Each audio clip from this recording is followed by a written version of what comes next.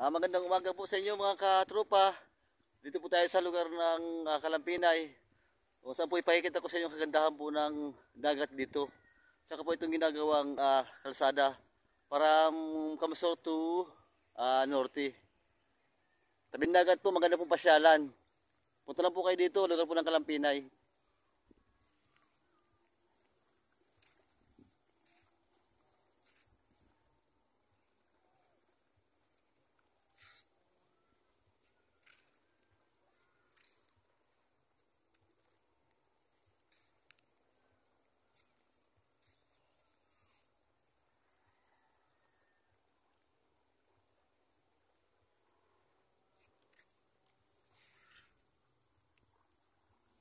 Maganda po ito pasyalan, lalo na po sa mga may mga sakit na bata, yung mga magpapamilya, gusto pumasyal dito. Pasyal lang po kayo dito. Magandang tanawin po ito, magugustuhan nyo. Good smell. Wala naman pong problema papunta dito dahil maluwag na po ang kalsada papunta dito.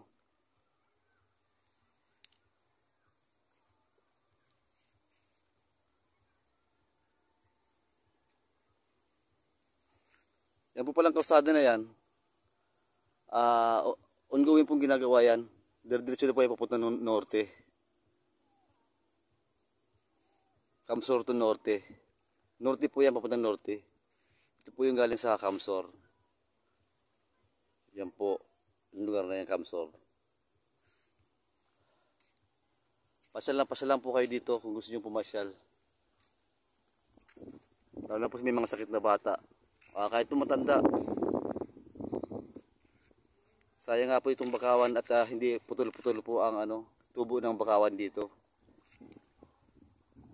Napakalaga po itong bakawan na ito para po protection po sa atin. Mga unos, mga baha. At siyempre po, ang kagandahan nito para po may pagkain yung mga isda natin dito.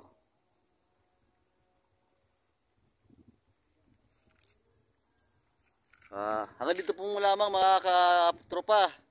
This time po, abangan nyo po yung pupunta ko pang ibang lugar para po mapakita ko sa inyo kagandahan po ng mga lugar-lugar dito sa Kamsor. Maraming salamat po. Ingat po kayong lahat. God bless po.